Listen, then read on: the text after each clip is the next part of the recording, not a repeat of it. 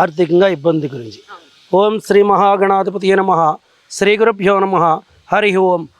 ఓం దేవం బాలగజాననం వం ధనం దేదీప్యమానం ఫలం నాదం రాజసుదర్శనం నరసురవంజం గణైః సేవితం రాజ్యం భోగ్యం కనక స్వర్ణమణివిజం రమ్యాం సుఖాసంపదాం.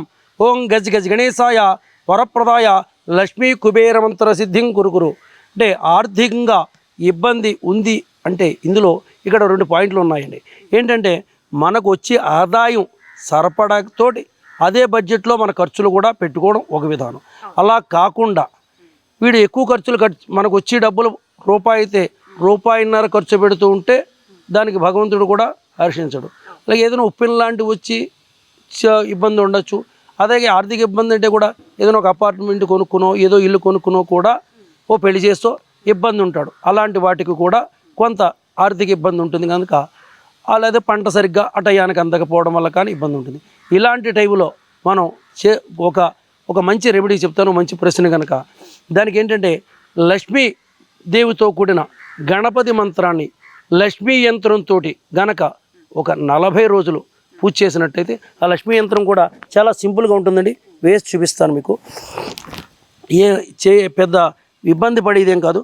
ఇలాగ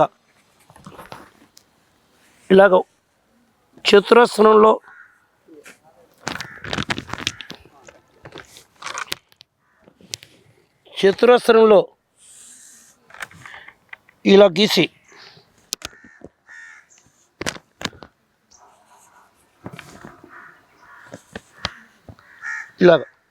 ఇలా గీసి మధ్యలో శ్రీం బీజం అందరికీ వచ్చున్నదేనండి. శ్రీం ఇలా శ్రీం బీజం కనుక గీసి ఈ పక్కని ఇక్కడ కొంచెం గంధం అంటించి ఇక్కడ కూడా ఈ 5 చోట్ల గంధం అంటించి కుంకుమ బొట్టు పెట్టి ఇది ఒక 40 రోజులు లక్ష్మీ గణపతి మంత్రంతో. లక్ష్మీ గణపతి మంత్రం అంటే ఓం శ్రీం గం గణపతయే నమః. అంటే ఈ మంత్రాలు కూడా 3 రకాలు ఉంటాయి. అంటే ఒకటి సిద్ధ మంత్రం, ఒకటి మూల మంత్రం, ఒకటి మాలామంత్రం. అంటే ఎవరైనా చేసుకోవడానికి ఉసులైన మంత్రాన్ని ఇవాళ మీకు ఉపదేశం చేస్తున్నాను.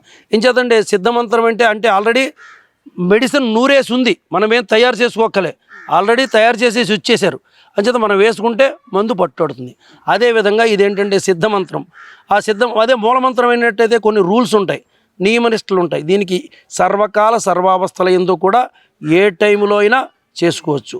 అంచేత కాకపోతే ఏంటంటే ఆసన సిద్ధి లేదే మంత్రసిద్ధి అవ్వదు కనుక ముందు ఏదైనా ఒక ఆసనంలో కనీసం ఒక 108 సార్లు చేసుకుని తర్వాత అన్ని పనులు చేసుకుంటూ కూడా చేసుకోవచ్చు. ఆ చేసుకున్నట్టయితే ఇలా పొట్టు పెట్టి ఇదే మంత్రం ఒక కాగితం మీద కానీ ఒక రాగి రేఖ మీద కానీ ఒక తెల్ల కాగితం మీద రాసుకుని ఇది పొట్టు పెట్టి అక్కడ గణపతి దగ్గర లేకపోతే ఇంట్లో ఉన్న లక్ష్మీదేవి ఫటం కింద ఆ ఫటం కింద పెట్టి రోజు ఈ మంత్రం కనుక చేసినట్టయితే ఓం శ్రీం అనేది లక్ష్మీ బీజం, ఓం శ్రీం గం అనేది గణపతికి ప్రాణబీజం, ఓం శ్రీం గం గణపతయే నమః. మళ్ళీ చెప్తున్నానండి, ఓం శ్రీం గం గణపతయే నమః.